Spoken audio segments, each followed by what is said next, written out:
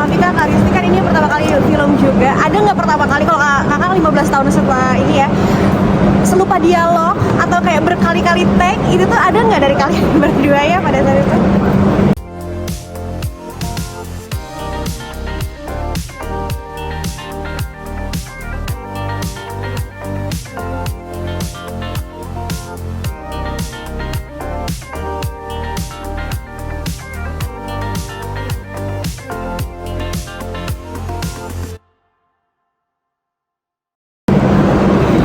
Sih alhamdulillahnya sih Rizky sih aman.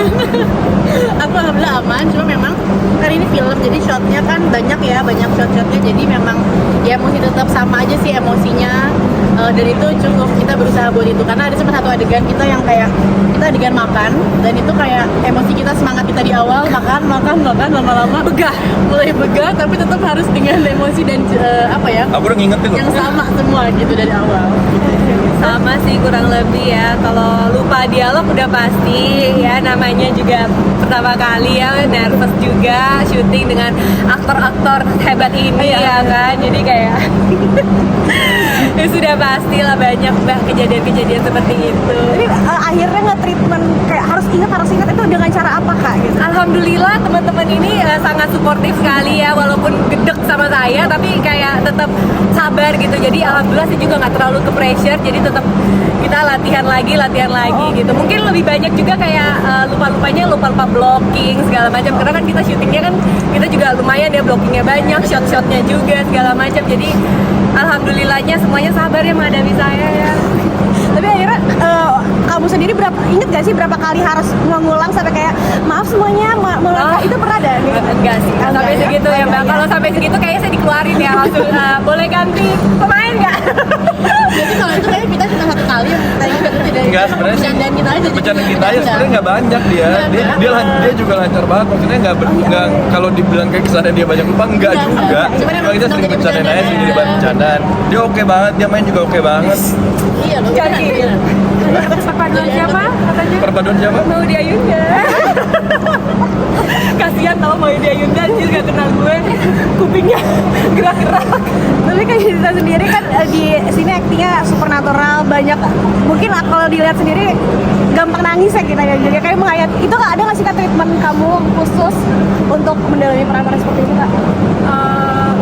Kalau treatment khusus mungkin karena alhamdulillahnya dari schedule produksinya emang kayak udah di-set pas banget, jadi kayak adegan-adegan yang sama teman-teman yang happy itu kita nungguin pas udah masuk ke rumah tuh udah mulai akhir-akhir syuting. Itu mungkin aku udah nge-set diri aku juga kalau misalnya ada adegan hari ini ada apa aja ya gitu di rumah sebelum besoknya syuting. Oh ada ini, jadi aku biasanya tuh kalau emang adegannya dari mulai pagi udah bikin gelap ini moodnya.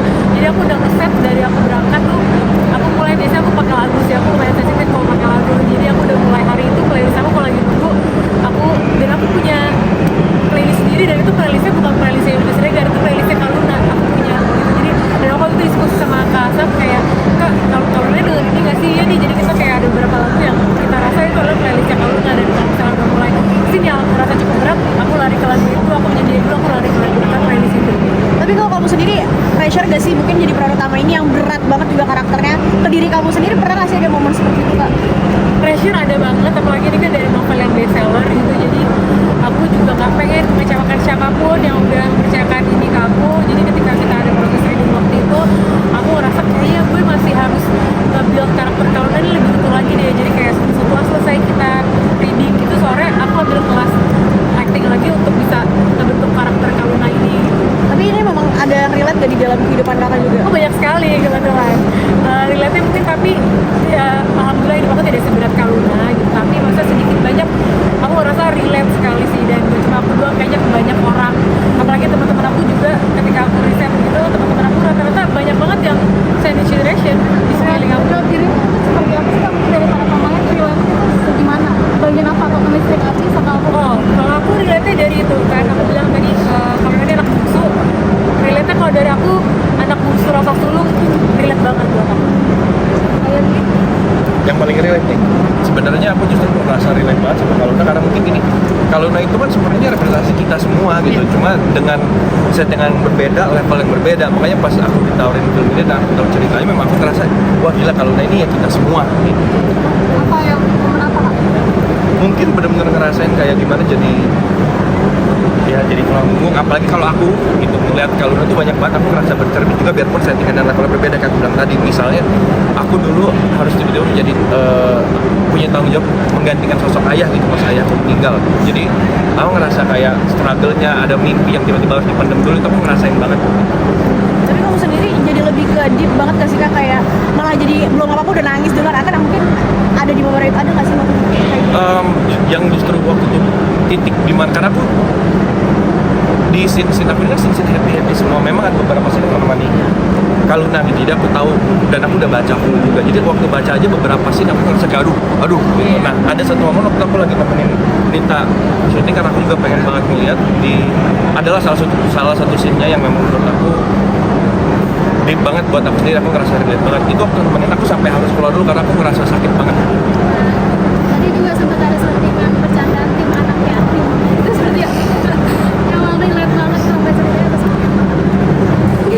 Ya kita sih relate banget ya, kita Itu kayak internal Ya, jokes kita internal jokes sebenarnya kita sih, tapi sebenarnya. ternyata untuk yang merasakan yang sama emang jadi udah bahan bicara aja sih iya, buat kita ya buat gitu. kita buat kita jadi bicara itu internal joke aja sih.